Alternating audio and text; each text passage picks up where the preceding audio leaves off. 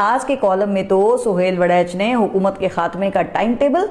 اور اس کی وجوہات وہ بھی بتا دی ہیں، اور انٹرسٹنگ بات یہ ہے کہ انہوں نے کم و بیش وہی ٹائم لائن دی ہے جو میں نے اپنے گزشتہ ہفتے کے ولاگ میں دی تھی۔ مگر پہلے ذرا یہ پاکستان پیپلز پارٹی کی چالاکیوں کا جائزہ لیتے ہیں نا، تو اس وقت صورتحال یہ ہے کہ پاکستان پیپلز پارٹی نے جی بی کے نتائج تک بجٹ کے معاملات کو آپ نے دیکھا کہ لٹکائے رکھا۔ حالانکہ اس دوران اسحاق ڈار نے بھرپور کوششیں کی، مگر پاکستان پیپلز پارٹی نہیں مانی، اور بلاول وہ جی بی سے اپنی مذاکراتی ٹیم کو ڈٹ جانے کے لیے کہتے رہے، اور خود وہاں پر حکومت کی اپوزیشن میں چے گوارا بننے کا تاثر دیتے رہے، جس کا فائدہ اٹھاتے ہوئے پاکستان پیپلز پارٹی نے نون لیگ کو پچھاڑ کے رکھ دیا۔ ظاہر ہے کہ پاکستان تحریک انصاف تو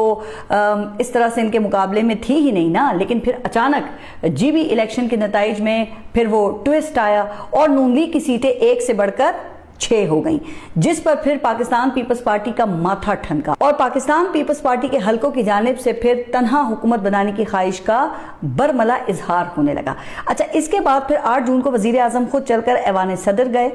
جہاں محسن نقوی بھی موجود تھے۔ کہا جاتا ہے کہ اس ملاقات میں پھر اصل فیصلے ہوئے۔ حالانکہ اس ملاقات کے تناظر میں حکومتی ذرائع وہ یہ خبریں فیڈ کرتے رہے کہ جی بی میں پی ڈی ایم طرز کی حکومت بننے جا رہی ہے، جس میں وزیر اعلیٰ پیپلز پارٹی اور گورنر وہ مسلم لیگ نون سے ہوگا، جبکہ وزارتوں کی تقسیم کے لیے 60-40 کا فارمولا طے پایا۔ لیکن گزشتہ روز جب اسحاق ڈار نے بلاول بھٹو سے رابطہ کیا نا، تو پھر اصل خبر وہ سامنے آئی۔ کہا جاتا ہے کہ اس رابطے میں اسحاق ڈار نے سنگل لارجسٹ پارٹی کے طور پہ حکومت سازی کے لیے پیپلز پارٹی کے مطالبے کو تسلیم کرنے کا پیغام پہنچایا۔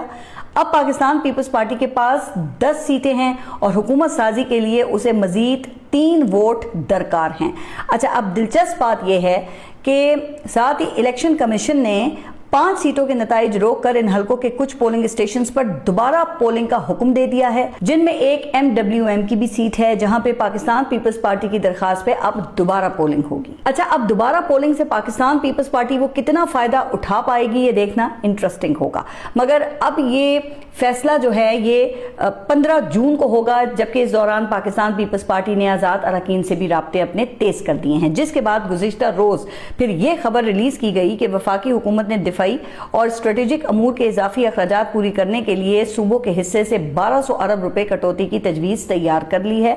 جس میں سندھ 310 ارب روپے، پنجاب 620 ارب روپے، خیبر پختونخوا 180 اور بلوچستان کے حصے سے 85 ارب روپے کم کیے جائیں گے۔ اچھا، پھر سلیم مانڈوی والا نے میڈیا کو یہ بتایا کہ ایوان صدر میں ہونے والے اجلاس میں اس تجویز پر صوبوں نے اتفاق بھی کر لیا ہے، اور مزید یہ کہ بجٹ میں تاخیر کی وجہ صدر اور وزیر اعظم کی عدم دستیابی تھی، ان کی ملاقاتیں نہیں ہو پا رہی تھی جس میں یہ چیزیں طے ہوتی، لیکن اب ترقیاتی بجٹ سمیت تمام جو معاملات ہیں وہ طے ہو چکے ہیں۔ اچھا، اب ویسے یہ پتہ نہیں کہ یہ ملاقات کے لیے ان دونوں میں سے کون دستیاب نہیں تھا، چونکہ حالیہ دنوں کی مصروفیات کا اگر ہم جائزہ لیں نا، تو اس ملاقات میں شامل محسن نقوی ہی واحد ایسے شخص ہیں جو کہ ایران ثالثی کی وجہ سے دستیاب نہیں تھے، ورنہ صدر اور وزیر اعظم کے پاس تو ملاقاتوں کے علاوہ کرنے کو نہ کچھ ہے اور نہ تھا، جس سے واضح یہ ہوتا ہے کہ پاکستان پیپلز پارٹی کو جی بی میں حکومت سازی کی ضمانت چاہیے تھی، وہ ان کو مل گئی تو پھر سب کچھ طے ہو گیا۔ لیکن خیر،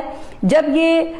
ترقیاتی بجٹ کی تفصیلات سامنے آئی نا، تو پھر پتا چلا کہ یہاں بھی زرداری صاحب نے اپنا کام دکھا دیا ہے، کیونکہ یہ اب سندھ کے ترقیاتی بجٹ میں 12 اور جی بی کے ترقیاتی بجٹ میں 6 ارب کا اضافہ کیا گیا ہے، یعنی کہ پاکستان پیپلز پارٹی نے وہ جی بی کی حکومت بھی لے لی، اس کے ترقیاتی بجٹ کا حصہ بھی بڑھا لیا، اور سندھ کے منصوبوں کے لیے بھی اضافی فنڈز لے لیے ہیں۔ اچھا، اب یہ کہا جا رہا ہے کہ پیپلز پارٹی نے آئینی ترمیم پر تعاون کے بدلے میں کشمیر کی حکومت وہ بھی مانگ لی ہے، جس سے بظاہر تو پھر یہی لگتا ہے نا کہ سندھ کے شیئر میں آنے والی کمی وہ دوسری جگہوں پر حکومت حاصل کر کے پوری کرنے کا پروگرام ہے، اور شاید یہی وجہ ہے کہ اب نون لیگ کے اراکین وہ پاکستان پیپلز پارٹی کو جی بی الیکشن میں فارم 47 حاصل کرنے کے خوب تانے دے رہے ہیں۔